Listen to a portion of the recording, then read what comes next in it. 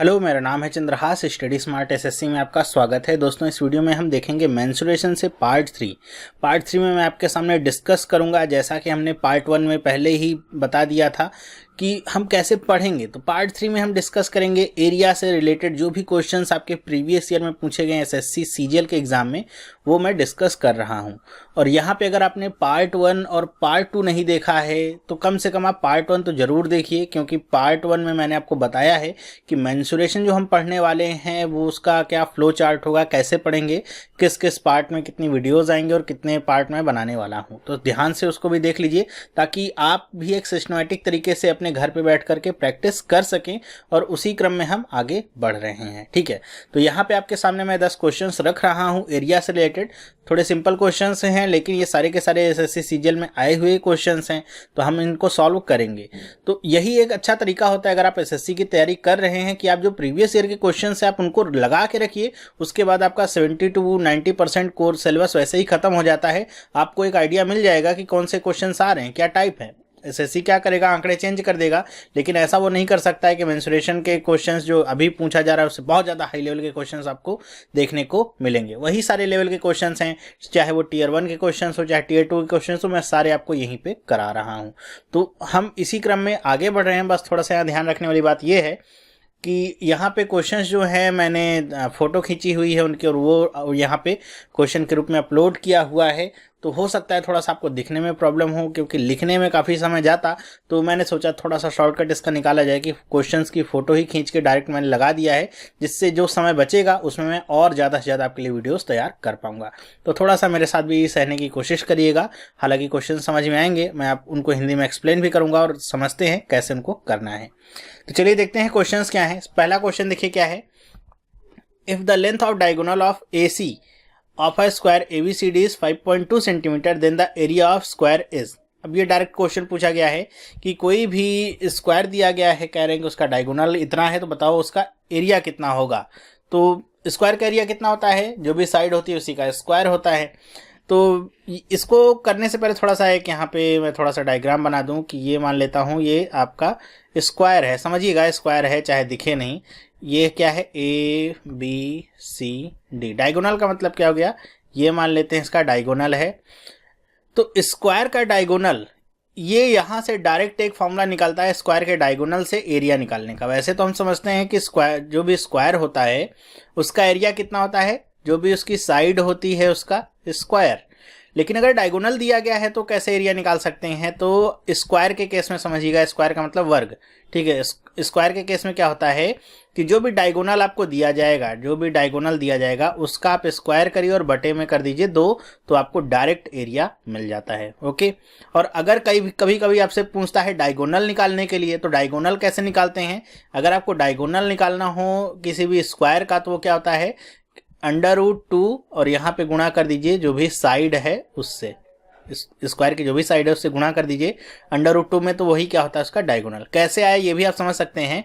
मान लेता हूँ कि यहाँ पे जो साइड है वो क्या है, A है, तो जैसे ये A है वैसे ही ये A है। ये 90 डिग्री होता है स्क्वायर का। पाइथागोरस थ्योरम लगाएंगे तो आप AC निकाल सकते हैं।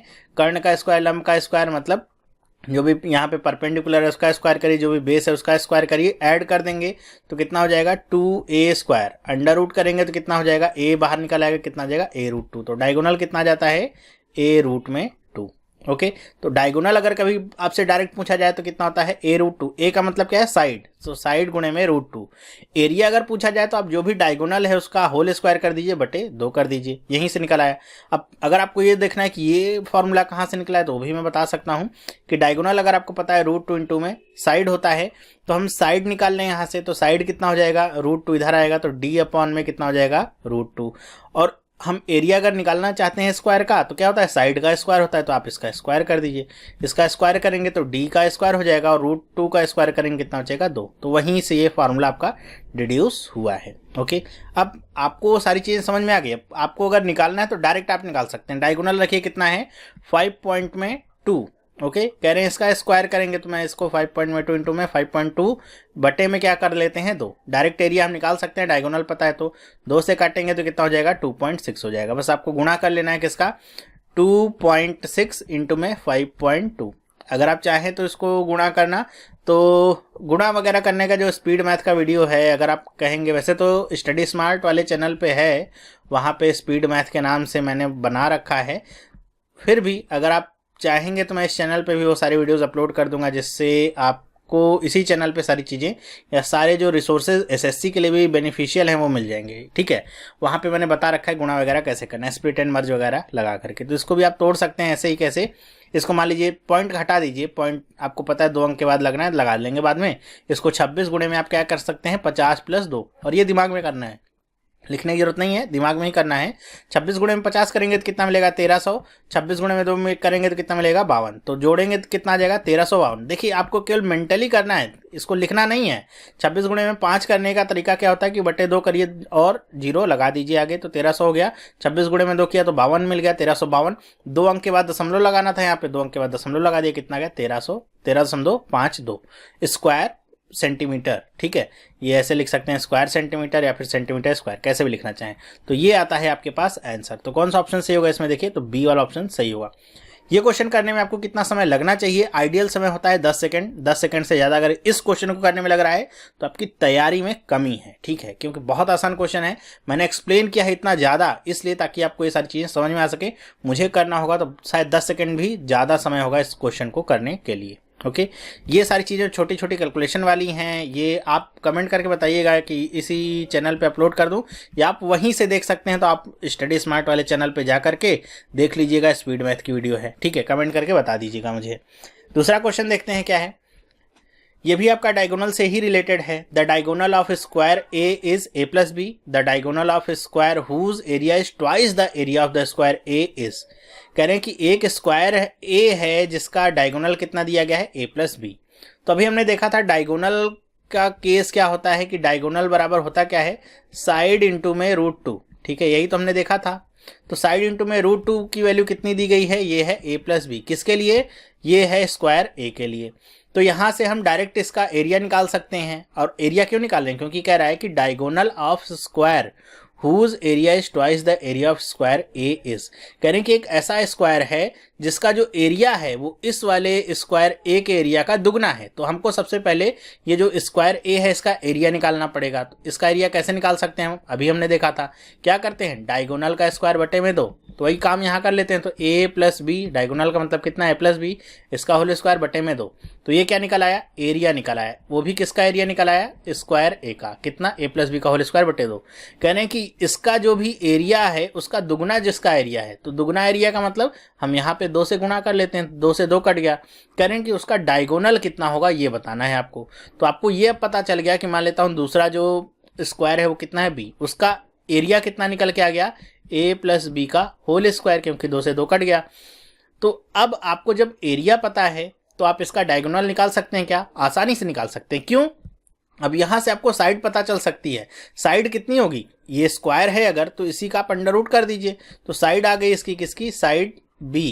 ओके, b का मतलब ये मान लेता हूँ दूसरा जो स्क्वायर है उसका साइड कितनी आ जाएगी, a + b का होल स्क्वायर, तो a + b, ये आ गई साइड।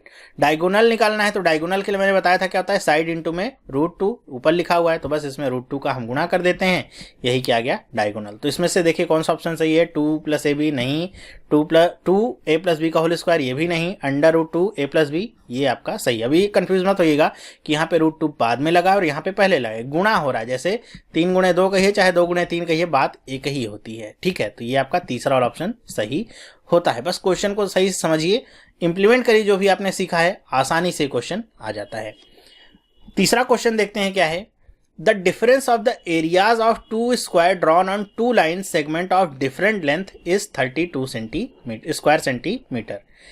कह रहे हैं कि 2 अलग अलग लाइन सेगमेंट पे स्क्वायर्स बने हुए हैं। मान लेता हूं जैसे एक लाइन सेगमेंट है आपका ये, ओके, और दूसरा जो लाइन सेगमेंट है वो कुछ है ऐसे। ठीक है, एक बड़ा है एक छोटा है। कह रहे हैं कि इस पे स्क्वायर्स बने हैं, कह रहे हैं इनके स्क्वायर्स, इस पे जो स्क्वायर्स बने हैं इन दोनों के एरिया के बीच का एरिया का जो डिफरेंस है कितना है, 32 स्क्वायर मीटर। कह रहे हैं कि find the length of the greater line segment if one is longer than the other by 2 centimetre. कह रहे हैं कि दोनों जो लाइन सेगमेंट हैं या फिर जो बड़ी लाइन सेगमेंट है उसको बताइए कितनी लंबी है वो, अगर दोनों में से जो बड़ी वाली है वो 2 सेंटीमीटर इससे ज़्यादा बड़ी है तो। मतलब जो दो लाइंस हैं, एक जैसे ये क्या है बड़ी है और एक क्या है छोटी लाइन सेगमेंट है। तो जो बड़ी वाली लाइन सेगमेंट है छोटी वाली से 2 सेंटीमीटर अधिक है। तो अगर आप छोटी वाली लाइन सेगमेंट की लंबाई निकाल लेते हैं तो उसमें 2 जोड़ दीजिए तो आपको बड़ी वाली की लंबाई मिल जाएगी। ठीक है, सबसे पहले हम ये समझ लेते हैं कि ये जो ऊपर दिया गया इसका मतलब क्या है कि हम यहाँ पे मान लेते हैं कि 2 आपके स्क्वायर्स हैं। मान लेते हैं इसी लाइन सेगमेंट पे ऐसे स्क्वायर बना होगा, ठीक है, इस तरीके से स्क्वायर बना होगा, इस लाइन सेगमेंट पे इस तरीके से स्क्वायर बना होगा, इसी लाइन सेगमेंट पे। इनके एरिया का डिफरेंस कितना दिया गया है, वो दिया गया है 32 सेंटीमीटर स्क्वायर। ठीक है, तो हम क्या करते हैं, पहले मान लेते हैं कि ये जो लाइन सेगमेंट है इसकी लंबाई कितनी है x। तो इसकी लंबाई अगर x है तो बड़े वाले की कितनी हो जाएगी x+2। क्यों? क्योंकि ये 2 सेंटीमीटर इससे बड़ा है। अब दोनों का एरिया आप निकालना चाहे तो निकाल सकते हैं। कैसे? ये इसका एरिया कितना होगा, इसका एरिया हो जाएगा x+2 का होल स्क्वायर और इसका एरिया कितना हो जाएगा x²। और दोनों के बीच का डिफरेंस हमको पता है कितना है 32 सेंटीमीटर। बस हो गया, कुछ नहीं करना, सॉल्व कर दीजिए, आंसर आपके सामने ये उपस्थित है। ओके, अब इसको कितनी जल्दी आप सॉल्व कर सकते हैं बस ये आपको समझना होगा। क्वेश्चन जिन लोगों को नहीं समझ में आया एक बार और समझा देता हूं कि 2 लाइन सेगमेंट हैं, एक लाइन सेगमेंट बड़ा है, एक लाइन सेगमेंट छोटा है। जो बड़ा वाला लाइन सेगमेंट है वो 2 सेंटीमीटर बड़ा है छोटे वाले से और दोनों पे ही स्क्वायर बने हुए हैं और उन स्क्वायर का जो एरिया है उसका डिफरेंस दिया गया है 32 सेंटीमीटर। तो हमने छोटे वाले को मान लिया है x, बड़े वाले को मान लिया है x+2। इसका इन दोनों से हम एरिया निकाल सकते हैं क्योंकि स्क्वायर का एरिया क्या होता है साइड का स्क्वायर। तो साइड अगर हमको पता है तो दोनों का एरिया का डिफरेंस हम निकाल लेते हैं और उसको 32 के बराबर रख देते हैं जो कि क्वेश्चन में दिया गया है। अब हम x की वैल्यू निकाल लेते हैं बस। अब इसको आप चाहे होल स्क्वायर करके खोल लीजिए, चाहे a+b वाला फॉर्मूला लगा लीजिए यहाँ पे। ठीक है, चाहे इसको होल स्क्वायर करके खोल लीजिए, चाहे ये फॉर्मूला लगा लीजिए। क्या a² - b² बराबर क्या होता है a+b और ये क्या होता है a - b। ठीक है, ये फॉर्मूला लगा लीजिए। तो यही लगा लेता हूं मैं। तो क्या हो जाएगा x+2 प्लस x, एक ब्रैकेट में, दूसरे ब्रैकेट में x+2 - x बराबर में कितना आ गया 32। देखिए यहाँ पे x कट गया, x और x कितना हो जाएगा 2x+2 और यहाँ पे कितना बचेगा 2। तो ये कुछ ऐसे हो जाएगा 2x+2 एक ब्रैकेट में गुणे में 2 बराबर में कितना आ गया 32। ओके, अब आप चाहें इस 2 को इधर भाग दे दीजिए तो कितना हो जाएगा, ये 16 बार में काट देगा इसे और यहाँ पे क्या बचेगा 2x+2 बराबर में 16। ये 2 इधर जाएगा, कितना बचेगा 14 बचेगा। तो 2x बराबर में कितना आ जाएगा 14, 2 सत्ते 14। x की वैल्यू कितनी आ जाती है 7, x की वैल्यू 7। तो बड़ी वाली लाइन की वैल्यू कितनी हो जाएगी 7+2 कितना 9। तो कौन सा ऑप्शन यहाँ पे सही होता है, दूसरा वाला ऑप्शन सही है 9 सेंटीमीटर। आपसे बड़े वाले लाइन सेगमेंट की लेंथ पूछी गई थी, वो क्या है 9 सेंटीमीटर। यहाँ पे देखिए एक ऑप्शन 7 सेंटीमीटर का भी है। अगर आप थोड़ा सा ध्यान नहीं देंगे तो आप 7 सेंटीमीटर वाले को भी टिक कर सकते हैं क्योंककि वो छोटे वाले की, इसकी लेंथ है 7 सेंटीमीटर। ठीक है, नेक्स्ट क्वेश्चन पे हम चलते हैं। क्या है, if the diagonals of 2 squares are in the ratio 2:5 their areas will be in the ratio of. जब भी आपसे स्क्वायर के डायगोनल्स की बात करेगा, रेशियो में कहेगा और एरिया का रेशियो पूछेगा तो आपको करना कुछ नहीं है, बस जो भी यहाँ पे रेशियो दिया गया है उसको स्क्वायर कर देना है और कुछ नहीं। जैसे 2:5 दिया गया है, आपसे पूछ रहा है कि इनके एरिया का रेशियो कितना होगा, दोनों तरफ का स्क्वायर करिए, कितना आ जाएगा 4:25। कौन सा ऑप्शन सही होगा, तीसरा वाला। ये तो एक शॉर्टकट आप ऐसे समझ सकते हैं। अगर आपको करना है तो कैसे करेंगे, देखिए मान लेते हैं 2 आपके यहाँ पे स्क्वायर्स हैं, एक है a और एक है b। तो a का जो डायगोनल होगा वो क्या होता है, डायगोनल का लेंथ होता है a√2 और दूसरा जो होगा उसका क्या होगा b√2। ठीक है, मतलब ये इनके साइड्स हैं। अगर ऐसे मान लेते हैं a और b साइड्स हैं 2 स्क्वायर्स के, तो इनका रेशियो दिया गया है कितना है 2:5। ओके, तो अब यहां से आप क्या देखते हैं कि √2 से √2 कट जाता है और ये दोनों साइड्स थे, तो दोनों साइड्स का यहाँ पे रेशियो कितना मिल जाएगा 2:5। और आपको एरिया निकालना है तो साइड्स का स्क्वायर करना होता है, दोनों तरफ का आप क्या कर दीजिए स्क्वायर कर दीजिए। तो ये कितना हो जाएगा a² बराबर 4/25। तो आप यहाँ से देख सकते हैं कैसे ये आता है। ओके, वैसे आपको निकालना है, आप आसानी से डायगोनल दिया है, दोनों तरफ का स्क्वायर करिए और आपको आंसर मिल जाता है। ज्यादा से ज्यादा 5 सेकेंड का ये क्वेश्चन था एग्जाम में जो आपके आया हुआ था। नेक्स्ट हम देखते हैं क्या है, थोड़ा सा अच्छा क्वेश्चन है। देखिए क्या, the perimeter of 5 squares are 24 centimetre, 32 centimetre, 40 centimetre, 76 and 80 centimetre respectively. ये पेरीमीटर्स दिए गए हैं 5 स्क्वायर्स के। कह रहे हैं कि the perimeter of another square equal in area to the sum of the area of this square is. अब आपको कह रहे हैं कि एक और ऐसा स्क्वायर है जिसका जो एरिया है वो इन पांचों स्क्वायर्स के एरिया के बराबर है, उसका पेरीमीटर आपको बताना है। क्वेश्चन समझिएगा, 5 स्क्वायर्स दिए गए हैं, सबके अलग अलग पेरीमीटर्स आपके सामने यहाँ पे रखे गए हैं। कह रहे हैं कि एक स्क्वायर ऐसा है जिसका एरिया इन पांचों स्क्वायर्स के एरिया को मिला दिया जाए तो उसके बराबर है। तो वो जो स्क्वायर है बड़ा वाला, उसका पेरीमीटर कितना होगा ये आपको बताना होगा। तो स्क्वायर का पेरीमीटर कितना होता है मैंने बताया था दूसरे पार्ट में जब फॉर्मूला बता रहा था, 4a होता है। a मतलब साइड है। 4a बराबर जैसे यहाँ पे लिखना चाहूँ तो कितना हो जाएगा 24। तो a की वैल्यू कितनी आ जाएगी 4 छंग 24। तो कुल मिला के आप ये समझ लीजिए कि जितने भी यहाँ पे पेरीमीटर दिए गए हैं सबको आपको 4 से भाग दे देना है और वहां से वो आपको क्या दे देंगे, साइड्स दे देंगे। ठीक है, तो अगर मैं ऐसे ABCD में लेके चलूँ तो a की वैल्यू कितनी आ गई 6। तो इसका एरिया कितना होगा, ए स्क्वायर की वैल्यू कितनी आ जाएगी, एरिया अगर मैं यहाँ पे लिख देता हूँ, एरिया कितना हो जाएगा 36। अब एरिया क्यों निकाल रहे हैं, क्योंकि हमको इनको पांचों जो यहाँ पे स्क्वायर्स दिए गए इनके एरिया को निकाल करके जोड़ना होगा और वो जो जोड़ आएगा इन पांचों के एरिया का वही बड़े वाले स्क्वायर के एरिया के बराबर होगा। दूसरा मैं लेता हूं, मान लेता हूं बी है जिसके लिए कितना है 32 है, बस 4 से भाग दे दीजिए, उसको लिखने की जरूरत नहीं है। 4 से भाग देंगे कितना आएगा 8। तो ये कितना आ गया 8 साइड हो गई और ये कितना आ जाएगा, इसका एरिया 8 8 64। सी कितना हो जाएगा, देखिए भाग देंगे 40 को तो कितना आ जाएगा 10 और ये कितना हो जाएगा 100। डी कितना हो जाएगा 76 है, 4 से भाग देंगे कितना मिलेगा 19। तो 19 का स्क्वायर कितना होता है 361। ई कितना हो जाएगा है 80। 80 को आप 4 से भाग देंगे बचेगा 20। 20 का स्क्वायर कितना होता है 400। अब इन सब के एरिया को आपको जोड़ लेना है, कितना इनका एरिया है वो सब आप जोड़ लीजिए। तो एरिया जोड़ना है, बड़ा आसान काम है। 6 4 10 11 कितना आ गया 1। यहाँ पे कितना हो जाता है 6 6 12 12 3 15 15 और 1 16 कितना आ गया 61। फिर यहाँ पे कितना बचता है 4 3 7 1 8 1 9 कितना आ गया 961। तो ये जो 961 आया इन सारे एरियाज का जोड़ ये बड़े वाला जो स्क्वायर है उसके एरिया के बराबर है। मतलब अगर बड़ा वाला जो आपका स्क्वायर है उसे मैं मान लेता हूं f, तो ये क्या है लिखा हुआ है f स्क्वायर इक्वल टू 961। तो इसकी साइड f कितनी हो जाएगी अंडर रूट में 961 कितना आ जाएगा 961 किसका स्क्वायर होता है 961 किसका स्क्वायर होता है 31 का। तो ये साइड आपको पता चल गई कितनी है 31। अब आपको पेरीमीटर इसका निकालना है। मैंने बताया था पेरीमीटर क्या होता है 4 गुणे में साइड होता है। ठीक है, तो साइड आपको पता है, बस इसमें 4 से गुणा कर लीजिए। 4 एकम 4 4 3 12 कितना आ गया 124 सेंटीमीटर। कौन सा ऑप्शन सही है देखिए थर्ड वाला। यहाँ पे 31 सेंटीमीटर भी एक ऑप्शन आपको दिया गया है, 961 सेंटीमीटर भी आपको ऑप्शन दिया गया है। अगर आपने क्वेश्चन समझने में या करने में या जल्दीबाजी में कोई भी गलती की तो आप इन तीनों में से कोई भी ऑप्शन टिक कर सकते हैं। ओके, इसलिए मैं कहता हूं एसएससी के ऑप्शन तो 4 रहते हैं लेकिन बड़े खतरनाक रहते हैं।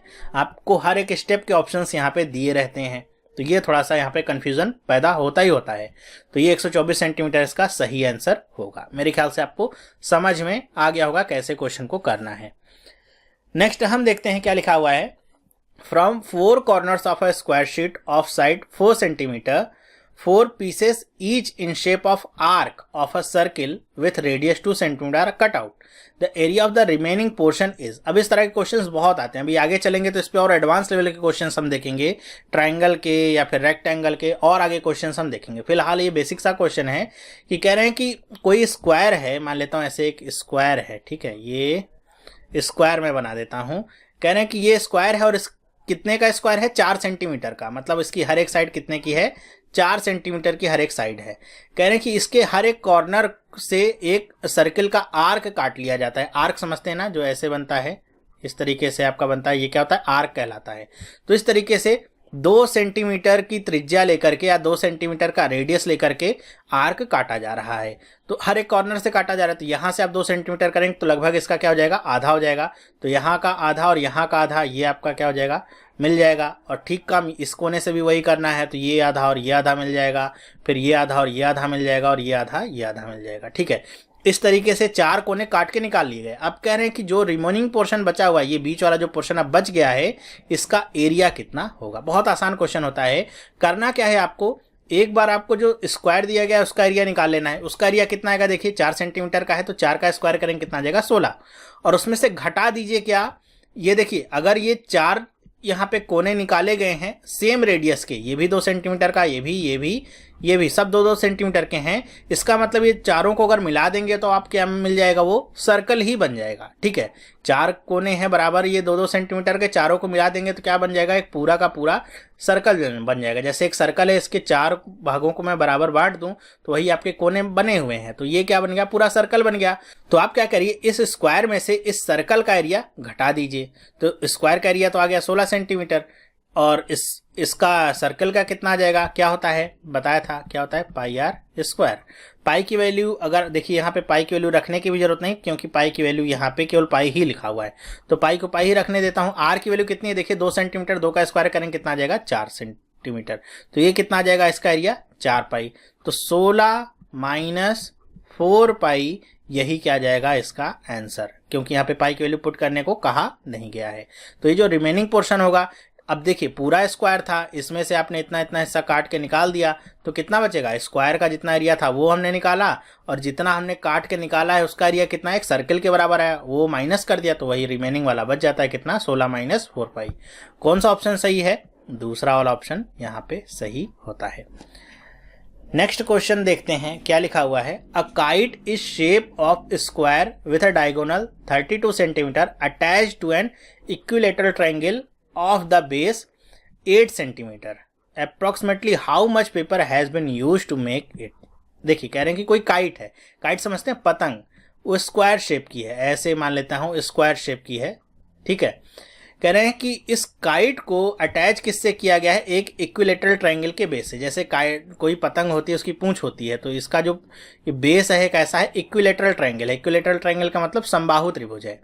तो कह रहे हैं कि इस पूरी काइट को बनाने में बताइए कितना पेपर यूज होगा। इसका डायगोनल दिया गया, ये डायगोनल की लंबाई दी गई है कितनी है, 32 सेंटीमीटर, और ये जो इक्विलेटरल ट्रायंगल है इसका बेस या इक्विलेटरल ट्रायंगल का एक साइड दिया गया है कितना, 8 सेंटीमीटर का। एक साइड दे दे तो तीनों बराबर ही होंगे। तो अब आपको बताना क्या होगा कि कितना पेपर यूज होगा। तो हमको करना क्या है, इस स्क्वायर का एरिया निकालना है, इस ट्रायंगल का एरिया निकालना है, इक्विलेटरल ट्रायंगल का, और दोनों को जोड़ देना है। तो कैसे करेंगे, स्क्वायर का एरिया देखिए डायगोनल दिया गया है, तो एरिया डायरेक्ट निकाल सकते हैं क्या, बिल्कुल निकाल सकते हैं, आपको पता है कैसे निकालना है। तो इसका एरिया कितना आ जाएगा, देखिए 32 गुणे 32, डायगोनल का स्क्वायर बटे में कितना 2, 2 से काटेंगे कितना आ जाएगा 16। अब इसको गुणा करने की अभी जरूरत नहीं है, यहाँ पे छोड़ दीजिए, गुणा मत करिए। कितना हो जाएगा ये 32 गुणे में 16, स्क्वायर का तो एरिया आ गया। इक्विलेटरल ट्रायंगल का एरिया क्या होता है, मैंने क्वेश्चन जब आपको ये पार्ट 2 दिया था तो वहां पे बताया था, क्या होता है, √3/4 और जो भी साइड हो उसका स्क्वायर। तो यहाँ पे साइड कितनी है 8 सेंटीमीटर की, तो ये कितना हो जाएगा √3/4, साइड कितनी है 8 सेंटीमीटर, तो 8 × 8 स्क्वायर है, ध्यान रखिएगा, केवल साइड नहीं है, साइड का स्क्वायर। ये कितना हो जाएगा 4 दूनी 8, 8 दूनी 16, ये कितना आ गया देखिए √3 गुणे में 16। अब दोनों को जोड़ दीजिए, दोनों को जोड़ेंगे तो देखेंगे 16 क्या है, कॉमन है, तो 16 मैं कॉमन निकाल लेता हूं, तो ये कितना हो जाएगा 32 प्लस √3। √3 की वैल्यू यहाँ पे दिया गया है कितना है 1.732, तो आप वहां पे 1.732 रख देंगे, तो ये कितना हो जाएगा देखिए 16 गुणे में 32 में जोड़ेंगे तो कितना हो जाएगा 33×2=732। बस आपको गुणा करना है इसको, और कुछ नहीं करना है, आपको आंसर मिल चुका है। बस अगर आपको ये नहीं पता है इसका क्या होता है फॉर्मूला, फिर आप करते रह जाएंगे, काफी टाइम लग सकता है। हमको करना कुछ नहीं था, बस काइट दी गई थी, उसका जो मेन शेप होता है, बॉडी होता है, उसके लिए हमको स्क्वायर का शेप दिया गया था, जो उसकी पूंछ होती है, टेल होती है, उसके लिए इक्विलेटरल ट्रायंगल का शेप दिया गया था। दोनों के फार्मूला पता थे और कैसे निकालना था ये पता था, आसानी से निकाल लिया। अब गुणा कर लीजिए, कितना हो जाएगा 16 दूनी 32, 16 × 3 = 48 और 3 करेंगे कितना हो जाएगा 51, 16 गुणे 7 112, 5 17 हो जाएगा, 11 हासिल बचेगा, 16 × 3 = 48 और 11 कितना हो जाएगा 59, 16 × 3 = 48 और 8 5 कितना हो जाएगा 13, कितना हो जाएगा 53। कितने अंक के बाद दशमलव लगना है, 3 अंक के बाद दशमलव लगना है, तो यहाँ पे लग जाएगा 539.712। कौन सा ऑप्शन सही है देखिए यहाँ पे, तो मेरे ख्याल से पहला वाला ऑप्शन आपका सही है। बड़ा कंफ्यूजिंग सा है, देखिए 539 यहाँ भी है, यहाँ भी है, यहाँ पे 2 एक साथ है और यहाँ पे 7 एक 2 है। थोड़ा सा भी कंफ्यूजन आपने किया 539 देख करके, और अगर ये वाला ऑप्शन ऊपर लिखा होगा तो वही आप टिक करेंगे। इसीलिए ऑप्शन बड़ा इंपॉर्टेंट है एसएससी के लिए, ऑप्शन को देखना। देखिए आपने क्या आंसर किया है, क्या निकाला है, एग्जामिनर को उससे कोई भी मैटर नहीं है आपने क्या निकाला है, आपने क्या टिक किया है, केवल वही वहां पे जांचा जाता है। तो आप ये नहीं कह सकते अरे गलती से 539 तो निकाला था, ध्यान नहीं दिया, 2 ऑप्शन थे वहां पे। क्योंकि जब आपके सामने शीट आएगी एग्जाम होने के बाद, जब आंसर शीट डाली जाती है तो आप देखेंगे और फिर बहुत पछताएंगे। तो यहाँ पे आपको खास ध्यान रखना होगा ऑप्शन चूज करते समय। नेक्स्ट देखते हैं क्या है। अब यहाँ पे देखिए थोड़ा सा दिख नहीं रहा होगा, मैं एक्सप्लेन करने की कोशिश करूंगा। क्या लिखा हुआ है, the breadth of rectangular hall is 3/4 of its length if the area of the floor is 768 square meter, then the difference between the length and breadth of the hall is। कह रहे हैं कि कोई रेक्टेंगुलर हॉल है, rectangular का मतलब आयताकार कोई हॉल है, कह रहे हैं उसकी जो ब्रेड्थ है वो उसकी लेंथ की 3/4 है। ओके, तो इस क्वेश्चन को करना कैसे है, मान लेता हूं उसकी जो लेंथ है कितनी है, जैसे मानते हैं x है तो ब्रेड्थ कितनी हो जाएगी 3/4 x। ये तो आसान है मेरे ख्याल से समझना। 3/4 हिस्सा है लेंथ का, तो लेंथ अगर x है तो ब्रेड्थ कितनी हो जाएगी 3/4 का बस x में गुणा कर दीजिए। और क्या बता रहे हैं, if the area of the floor is 768 square metre, कह रहे हैं कि इसका जो पूरा एरिया है कितना है 768 है। तो रेक्टेंगल का एरिया कितना होता है, लेंथ इंटू में ब्रेड्थ, तो आप इन दोनों का गुणा कर लीजिए, क्या हो जाएगा x गुणे में 3/4 x बराबर में कितना 768। क्यों, यहां से हमको x की वैल्यू मिल जाएगी, गुणा करेंगे तो क्या हो जाएगा x स्क्वायर हो जाएगा, और ये 3/4 इधर जाएगा तो कितना हो जाएगा 4/3। तो 768 इंटू में 4/3 काटिए, कितना हो जाएगा 3 दूनी 6, 3 5 15, 3 6 18, कट गया पूरा। 256 गुणे 4 करेंगे तो कितना हो जाएगा 1024। ये तो मेरे ख्याल से गुणा कर लेंगे, नहीं भी जिनको समझ में आता है बड़ा आसान है, 200 को 4 से गुणा करिए, 4 को ऐसे डायरेक्ट कर सकते हैं, वैसे 200 को करिए 800, 50 से गुणा करेंगे 4 को 200, 6 से गुणा करेंगे 24, सबको जोड़ दीजिए कितना 800 प्लस 200 प्लस 24, दिमाग में ही करना है, अपने आप ही पता चल जाएगा 1024। यहाँ पे मैंने गुणा अब पहले से नहीं किया हुआ है, आपके सामने ही कर रहा हूँ, और ये सब तरीके आप सीख जाएंगे तो आपके लिए भी मल्टीप्लिकेशन बड़ा आसान हो जाएगा, मल्टीप्लिकेशन या फिर कुछ वैल्यूज को सॉल्व करना बड़ा ही आसान हो जाएगा। 1024 आ गया, किसकी वैल्यू आ गई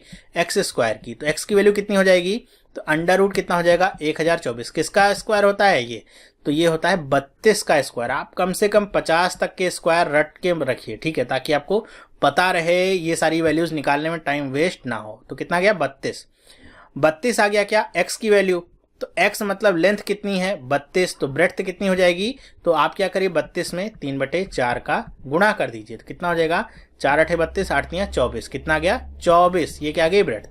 आपको निकालना क्या है, difference between the length and breadth, length और ब्रेड्थ का डिफरेंस कितना है, लेंथ कितनी है 32, ब्रेड्थ कितनी है 24, कितने का डिफरेंस है 8 का डिफरेंस है। तो कौन सा ऑप्शन से हो जाएगा, पहला वाला ऑप्शन सही हो जाएगा, टिक करेंगे और आगे बढ़ेंगे, बस हो गया। ओके, समझ में आया।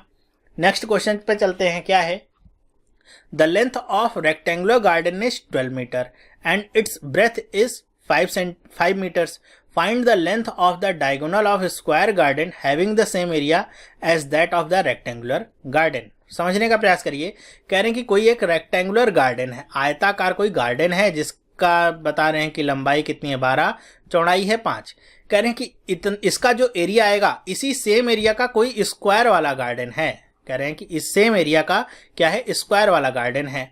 ओके, अब आपको बताना क्या है कि उसके डायगोनल का आपको लेंथ ये निकालना है, किसके स्क्वायर वाले के डायगोनल का लेंथ निकालना है।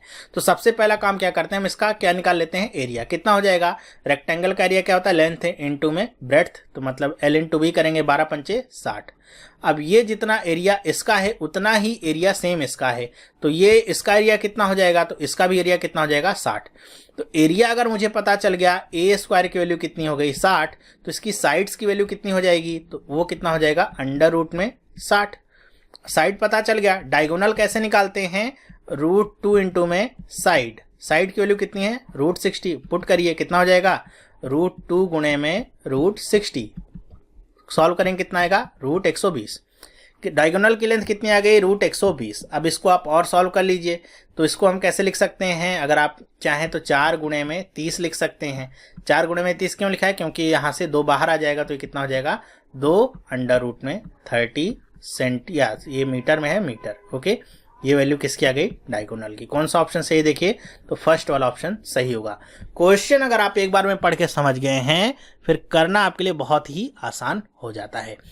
यहाँ पे दिया गया था कि कोई रेक्टेंगुलर आपका गार्डन है, उसके मेजरमेंट दिए गए थे, लंबाई चौड़ाई दी गई थी।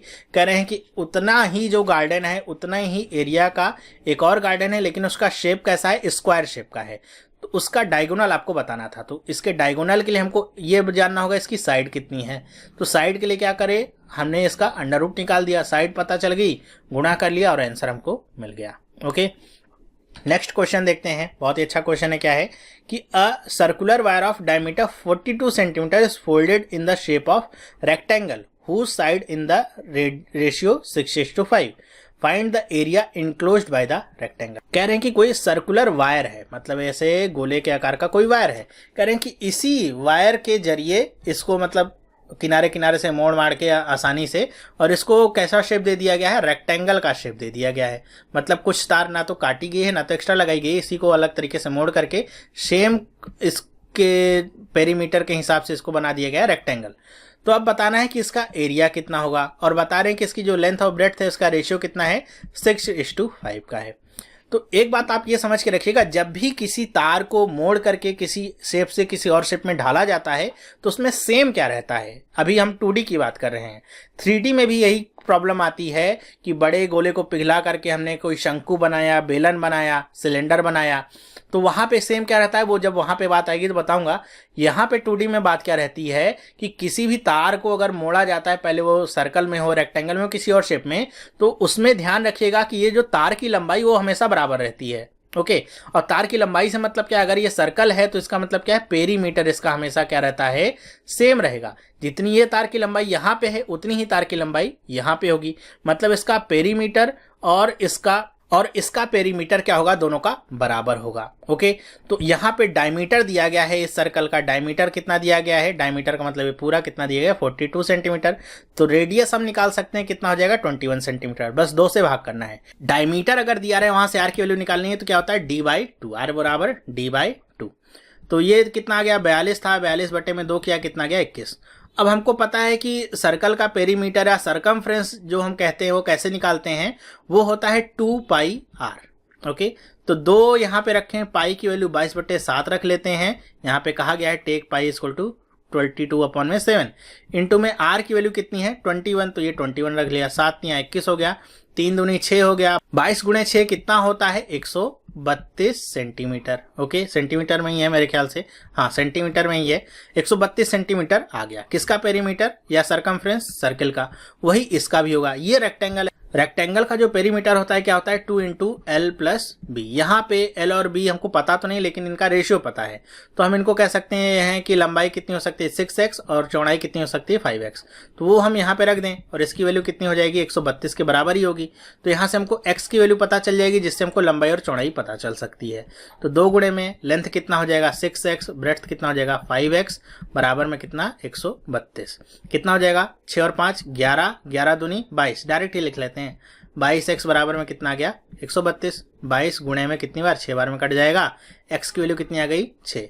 तो लंबाई कितनी हो जाएगी, 6 गुणे 6 यहाँ पे रख दीजिए, मतलब 6x अगर रखिए तो कितना हो जाएगा, 6 गुणे 6 कितना आ जाएगा, 36। और इसी तरह ये 6 गुणे 5 कितना हो जाएगा, 30। तो आपको अब क्या निकालना था, एरिया निकालना था। रेक्टेंगल का एरिया कितना होता है, रेक्टेंगल का एरिया होता है L × में B। तो कितना हो जाएगा, ये 36 गुणे में 30 कितना हो जाएगा, 36 गुणे में 30 करिए, 36 गुणे 3 कितना होता है, 108।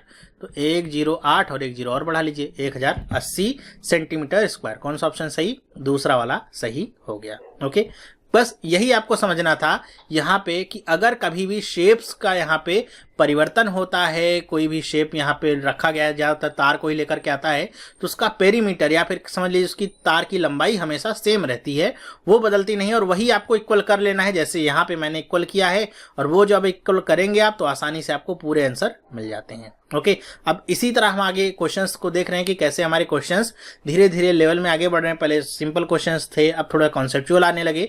अब आगे जैसे मैं पार्ट बनाऊंगा उसमें और आपको अच्छे अच्छे क्वेश्चंस देखने को मिलेंगे। तो ये तो थे 10 क्वेश्चंस जो मैंने आपको अभी बताए।